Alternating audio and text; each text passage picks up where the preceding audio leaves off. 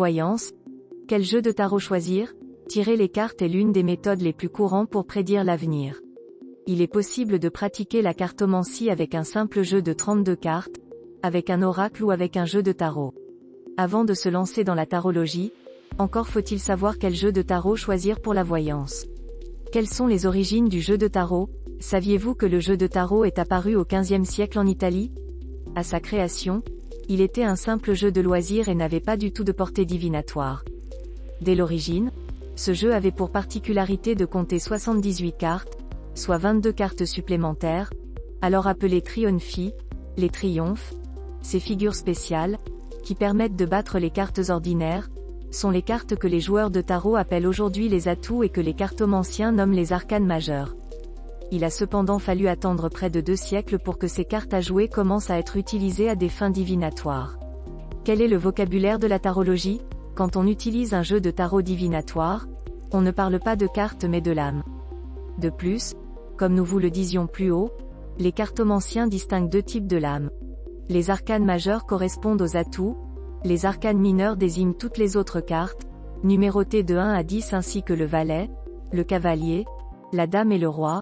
Grâce à ces arcanes majeures, ce jeu est un outil de divination puissant car il véhicule des images et des symboles de portée universelle.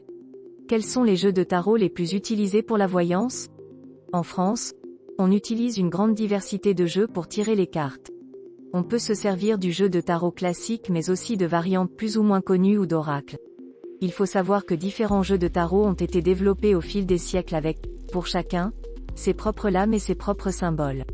Mais tous ont pour point commun de compter 78 lames, dont 22 arcanes majeures et 56 arcanes mineures. Si vous ne savez pas quel jeu de tarot choisir pour la voyance, notez que les 2 jeux de référence pour lire l'avenir sont le tarot de Marseille et le tarot Rider-Waite-Smith. Le tarot de Marseille est connu pour ses arcanes majeures représentant des scènes ou des symboles allégoriques. Ces 22 lames sont numérotées et leur ordre symbolise le cheminement de l'âme.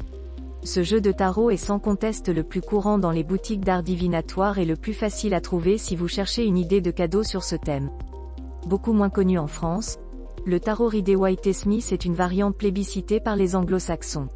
Il s'agit du jeu de tarot divinatoire le plus utilisé au monde car il est facile d'accès. L'interprétation des tirages est plus intuitive et moins complexe qu'avec le tarot de Marseille. Quelle est la différence entre un oracle et un tarot? Quand on commence à s'intéresser à la cartomancie, on peut ressentir une certaine confusion face aux différents supports de divination existants. Dans les boutiques ésotériques, on trouve en effet plusieurs sortes de jeux de tarot mais aussi des jeux d'oracle, comme l'oracle de Béline, l'oracle des miroirs ou l'oracle de G. La principale différence entre l'oracle et le tarot est que la structure des oracles est plus libre que celle du jeu de tarot. L'oracle de Béline par exemple ne comprend que 53 cartes à interpréter, 7 groupes de 7 cartes en référence aux 7 planètes fondamentales en astrologie, 4 cartes complémentaires ayant chacune une symbolique propre. Son origine est plus récente que celle du jeu de tarot puisque ces cartes ont été dessinées au XIXe siècle. Si vous hésitez encore à choisir tel ou tel jeu pour tirer les cartes, sachez qu'il n'y a pas de mauvais choix. La divination étant avant tout une question d'intuition, laissez votre instinct vous guider vers le support de divination qui vous conviendra le mieux.